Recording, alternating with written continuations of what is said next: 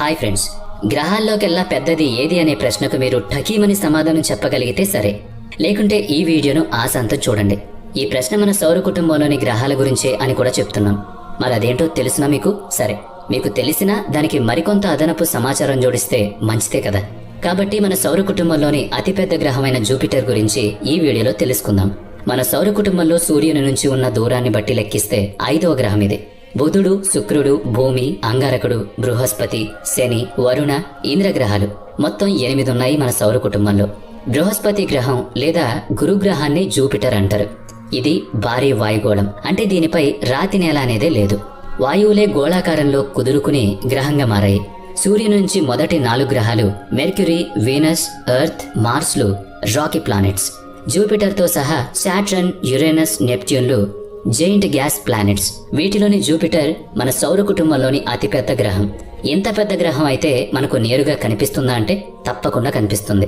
మన సౌర కుటుంబంలోని Mercury, Venus, Mars, Jupiter, Saturn గ్రహాలను టెలిస్కోప్ అవసరం లేకుండా సాధారణ కంటితో చూడగలం. బృహస్పతిని దేవతల గురువుగా భారతీయ పురాణాలు వర్ణించాయి. ఇక్కడ జూపిటర్ దాని ఆకారం రీత్యా తక్కిన గ్రహాలకు పెద్ద అయింది కనుక గురుగ్రహంగా తరచూ వ్యవహారంలో ఉంది. రోమన్ల దేవతలకు రాజైన జూపిటర్ పేరును ఖాయం చేయడానికి ఇదే కారణం. కనుకనే సుదూర అంతరిక్షం నుంచి మన సౌర కుటుంబం వైపు చూస్తే సూర్యుడు, బృహస్పతిలను గుర్తుపట్టొచ్చని చెప్తారు. జూపిటర్ భారీతనం గురించి తమాషాగా చెప్పే సంగతి ఒకటి ఉంది. తక్కిన 7 గ్రహాలు ఒక్కొక్కటి 2 చొప్పున ఉన్నాయనుకోండి, అన్నిటినీ తీసుకువెళ్లి జూపిటర్ మీద పడేసినా ఇంకా బోలెడంత ఖాళీ ఉంటుందని జూపిటర్లో చెప్తూ ఉంటారు. జూపిటర్ వెలువరించే రేడియేషన్ కారణంగా మనిషి దాని బాహ్య పొరను సమీపించకుండానే కాలి మసైపోతాడు. అలా సౌర కుటుంబంలోనే ప్రమాదకరమైన వాతావరణం కలిగిన గ్రహం జూపిటర్ అని శాస్త్రవేత్తలు నిర్ణయించేశారు. కనుక మనము దాన్ని అలాగే భావించాలి. అలాంటి జూపిటర్కి కహాని తెలుసుకోవాలనుందా? పదండి మరి. జూపిటర్ గురుగ్రహం మన సౌర కుటుంబంలోని మొదటి గ్రహం. అవును, నేటికి 4.6 బిలియన్ సంవత్సరాల క్రితం సౌర కుటుంబంలో గ్రహాలనేవి లేవని, భారీ వాయుమేఘాలు మాత్రమే ఉండేవని శాస్త్రవేత్తలు ఊహించారు. అవి గుమిగూడి సూర్యుడు ఏర్పడ్డాడు. ఆపై జూపిటర్ కూడా ఏర్పడింది. కొత్త నక్షత్రం పుట్టినప్పుడు దాని చుట్టూ పెద్ద మొత్తంలో ధూళి మేఘం ఆవరించి ఉంటుంది. దాన్ని ప్రోటోప్లానెటరీ డిస్క్ అంటారు. ఆ ధూళి మండలం నుంచే గ్రహాలు ఏర్పడ్డాయి. నక్షత్రం చుట్టూ అలాంటి డిస్క్ 5 నుంచి 10 మిలియన్ సంవత్సరాల వరకు ఉంటుంది. ఆ తర్వాత అది విడిపోతుంది. అలా అది అదృశ్యమైపోయే లోపు ఎన్నో గ్రహాలకు జన్మనిచ్చిపోతుంది. మన సూర్యుని చుట్టూ ఉన్న ప్లానెటరీ డిస్క్లో పదార్థాలు ఏర్పడుతూ వాటిలో అవి ఢీకొంటూ ఉండేవి. పరస్పరం పదార్థాలు ఢీకొని విలీనమవుతూ జూపిటర్ ఏర్పడింది. ఆ ధూళి నుండే మిగతా గ్రహాలు ఏర్పడ్డాయి. మరి జూపిటర్ మాత్రమే అంత విశాలంగా ఎలా ఏర్పడిందో గ్రహించగలరా? ముందుగా ఏర్పడిన గ్రహం భారీ పదార్థాన్ని తనలోకి గ్రహించుకుంది కనుక. నక్షత్ర జననానికి హైడ్రోజన్, హీలియం మూలాలు కారణమైనట్లే గురుగ్రహానికి ఇవే మూలకాలు కారణమయ్యాయి. సూర్యుడు, జూపిటర్ 2 ఒకే పదార్థాలతో ఏర్పడడం మన సౌర కుటుంబం వైచిత్రి. నక్షత్రమైన సూర్యుడి కంటే చిన్నగా ఉండబట్టి బృహస్పతి గ్రహంగా ఏర్పడి సూర్యుని చుట్టూ తిరుగుతోంది, కానీ లేకుంటే అది కూడా ఓ నక్షత్రమే ఉండేది. మరి మన భూమి దాదాపుగా 4.5 బిలియన్ సంవత్సరాల క్రితం ఏర్పడిందని తెలుసు. నేటికి సుమారు 2 బిలియన్ సంవత్సరాల క్రితం ఏర్పడిన మానవుడికి భూమి నుంచి బృహస్పతి ఎప్పుడు కనిపించాడో ఆనాటి నుంచి అది మన భూమికి పెద్దన్న అయింది. జూపిటర్ గ్రహాన్ని ప్రాచీన కాలంలోనే మానవుడు గమనించాడు.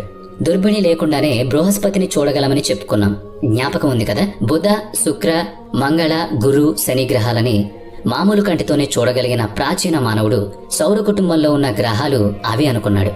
గెలీలియో గెలీలీ అనే శాస్త్రవేత్త బృహస్పతిని మొదటిసారిగా చూశాడు. 1610లో టెలిస్కోప్ ద్వారా బృహస్పతి గ్రహాన్ని చూసిన గెలీలియో దాని చుట్టూ తిరుగుతున్న 4 పెద్ద చందమామలను కూడా చూశాడు.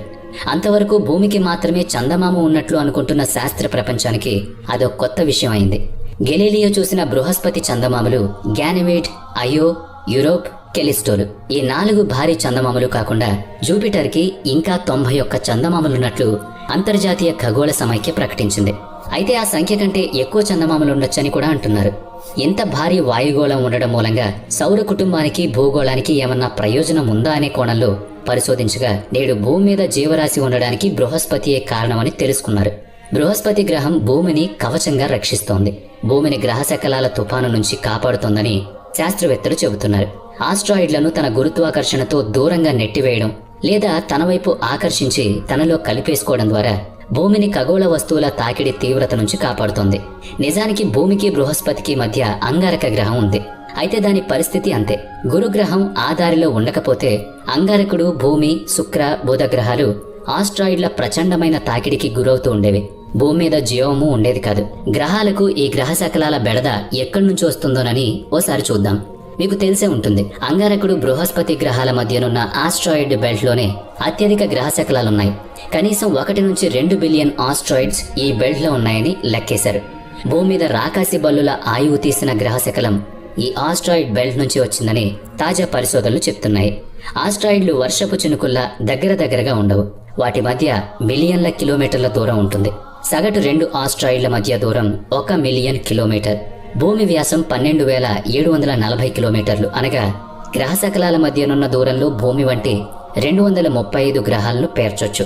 కిలోమీటర్ల పొడవున ఉండే భారీ గ్రహ శకలాలు బృహస్పతి వంటి భారీ గ్రహ గురుత్వాకర్షణకు లోబడి ఉండడం మన భూమి మీది జీవరాశికి ఎంతో మేలైంది. సూర్యుని నుంచి 5.2 ఆస్ట్రోనామికల్ యూనిట్ల దూరంలో ఉన్న జూపిటర్ భారీ వాయుగ్రహం అని మీకు స్పష్టంగా తెలిసిందని భావిస్తున్నాం. సూర్యుడికి భూమికి మధ్యనున్న దూరం 1 ఆస్ట్రోనామికల్ యూనిట్. సూర్యుని కాంతి భూమిని చేరడానికి 8 నిమిషాల సమయం పడుతుంది. ఆ సూర్యకాంతి బృహస్పతిని చేరడానికి 43 నిమిషాల సమయం పడుతుంది. జూపిటర్కి ఉన్న విశేషం ఏంటంటే, సౌర కుటుంబంలోని తక్కిన గ్రహాల కంటే దీని పరిభ్రమణ వేగం ఎక్కువ. ఒక గ్రహం నిర్దిష్ట కక్షలో సూర్యుని చుట్టూ తిరగడాన్ని భ్రమణం అని, చక్రంలాగా తన చుట్టూ తాను తిరగడాన్ని పరిభ్రమణం అని అంటారు. అలా భూమి తన చుట్టూ తాను తిరగడానికి 24 గంటల సమయం పడుతుంది. అది ఒక రోజు అని మనం కొలుస్తున్నాం. మరి జూపిటర్ పరిభ్రమణ వేగం ఎక్కువ కనుక అది 9 గంటల 56 నిమిషాలకు ఒక చుట్టూ తిరుగుతుంది. అంటే జూపిటర్ మీద రోజుకు దాదాపు 10 గంటలే అన్నమాట. పరిభ్రమణం సరే, సూర్యుని చుట్టూ వచ్చే భ్రమణ వేగం ఎంత అనేది కూడా చెప్పుకుందాం. భూభ్రమణానికి 365 రోజులు పడుతుంది. అదే మనకు 1 సంవత్సరం. మరి జూపిటర్ కక్ష భూమి కంటే పెద్దది కాబట్టి అది సూర్యుని చుట్టి రావడానికి 12 సంవత్సరాలు పడుతుంది. ఇదంతా భూమి కొలతల ప్రకారం అని గమనించండి. భూమి సూర్యుని 12 సార్లు చుట్టొస్తే బృహస్పతి ఒక్కసారి చుట్టి వస్తాడనమాట. పైగా భూభ్రమణం వల్ల మనకు కాలాలు ఏర్పడతాయి. అనగా వాతావరణం మారుతూ ఉంటుంది. వేసవికాలం, వర్షాకాలం, చలికాలాలు ఏర్పడతాయని అర్థం. కానీ బృహస్పతి మీద ఎలాంటి కాల మార్పు జరగదు. దాని మీద ఉష్ణోగ్రతలో ఏ మార్పు ఉండదు. బృహస్పతి పరిమాణం పెద్దదని చెప్పుకున్నాం కదా, మరికొన్ని సంగతులు కూడా చెప్పుకోవాలి. బృహస్పతి వెడల్పు భూమి వెడల్పు కంటే 11 రెట్లు ఎక్కువ. అలాగే 1312 భూగోళాలను బృహస్పతి గ్రహంలో నింపొచ్చు. ఒక్కో గ్రహాన్ని 2 చొప్పున తెచ్చి బృహస్పతిలో అమర్చినా కూడా ఇంకా చోటు మిగిలిపోతుందని మనం గుర్తుపెట్టుకోవాలి. ఈ భారీతనం కేవలం దాని ఆకారంలోనే కాకుండా మిగతా విషయాల్లోనూ ముడిపడి ఉంది. బృహస్పతి గ్రహ అయస్కాంత క్షేత్రం మిగతా అన్ని గ్రహాల కంటే చాలా ఎక్కువ. సౌర కుటుంబంలో అతిపెద్ద చందమామలు బృహస్పతికున్నాయి. తుఫాన్లు కూడా బృహస్పతి మీదే ఎక్కువ. భూ అయస్కాంత క్షేత్ర శక్తి కంటే బృహస్పతి అయస్కాంత క్షేత్ర శక్తి 20 రెట్లు ఎక్కువ. అంటే దాని అయస్కాంత క్షేత్ర ప్రభావం సూర్యుని పరిమాణం కంటే ఎక్కువ. ఎలా అంటే, గురుగ్రహ అయస్కాంత క్షేత్ర శక్తి 1 బిలియన్ కిలోమీటర్స్ దూరం వరకు వ్యాపించుంది. భూమి 3 పొరలుగా ఉందని మీకు తెలుసు. క్రస్ట్, మాంటెల్, కోర్ అనేవి ఆ 3 పొరలు. మధ్యలోనున్న కోర్లు ద్రవ రూపంలో ఇనుము, నికెల్ ఉన్నాయి. ఆ ద్రవలోహం కారణంగానే భూ అయస్కాంత క్షేత్రం ఏర్పడింది. మరి మన భూమి వలెనే జూపిటర్ కోర్లోనూ ద్రవరూప లోహ పదార్థం ఉందా, లేక భూమి కంటే 10 లేదా 20 రెట్లు పెద్దదైన భారీ ఇనుపగోళం ఉందా? దాని ప్రభావంతోనే జూపిటర్కి అంతటి బలమైన అయస్కాంత క్షేత్ర శక్తి అబ్బిందా అన్నది శాస్త్రవేత్తలకు ప్రశ్నగా ఉంది. తీవ్రమైన రేడియేషన్ కారణంగా మనిషి స్పేస్ సూట్ వేసుకున్నా గానీ గురుగ్రహ వాతావరణానికి చేరువ కాలేడని ఇదివరకే చెప్పుకున్నాం. ఒకవేళ స్పేస్ క్రాఫ్ట్ ని పంపించినా కూడా దానికి అదే గతి పడుతుంది. మనం చెప్పుకుంటున్నది అదే కదా. జూపిటర్ ఒక గ్యాస్ జైంట్ ప్లానెట్. గట్టి నేల అనేది లేదు. గ్యాస్ ప్లానెట్స్ మీద స్థలం అన్నదే ఉండదు. ఉన్నదల్లా వాయువు, మంచు, ఇంకా నీరు, అంతే. అయితే జూపిటర్, సాటర్న్లు ప్రధానంగా వాయుగోళాలవగా యురేనస్, నెప్ట్యూన్లు ప్రధానంగా భారీ మంచు గ్రహాలు. జూపిటర్ భారీ వాయుగోళం కాబట్టి ఆ వాయువుల ఒత్తిడి ఎంతుంటుందో తెలుసా? మనం ఏదైనా అంతరిక్ష నౌకలు జూపిటర్ మీదకు పంపిస్తే అది అలా నేరుగా జూపిటర్ కోర్ వరకు వెళ్లిపోతూ ఉంటుంది. నిలబడ్డానికి నేల లేదు కాబట్టి అలా ఆ ప్రయత్నంలో భాగంగా అది జూపిటర్ మీద వాయువుల పీడనం కారణంగా అది పేలిపోనవచ్చు, లేదా అధిక ఉష్ణోగ్రత వల్ల ఆవిరిగా మారి గాల్లో కలిసిపోవచ్చు. అవును, ఇప్పటిదాకా 9 స్పేస్ క్రాఫ్ట్లను జూపిటర్ మీదకు ప్రయోగించాం. జూపిటర్ వాతావరణంలోకి మొదటిగా ప్రవేశించింది గెలీలియో వ్యోమనౌక మాత్రమే. వోయేజర్ 1, వోయేజర్ 2 వ్యోమనౌకలు జూపిటర్కు సమీపం నుంచి ప్రయాణించాయి. అవి జూపిటర్ చుట్టూ వలయాలున్నాయని వెల్లడించాయి. జూపిటర్కున్న అంతవరకు మనకు తెలియని చందమామలను కూడా కనిపెట్టాయి.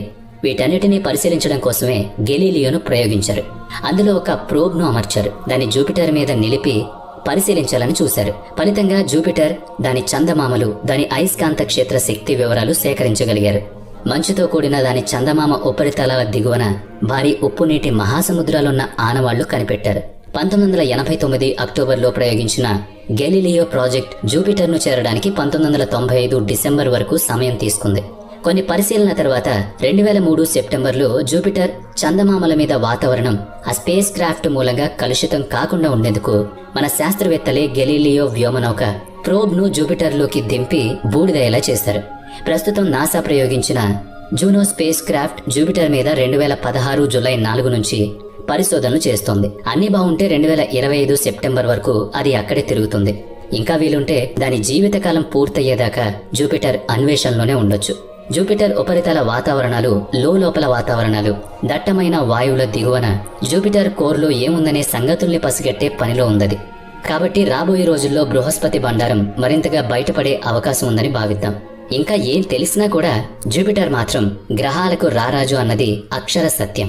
మరి మీరేమంటారు? కామెంట్ చేయండి.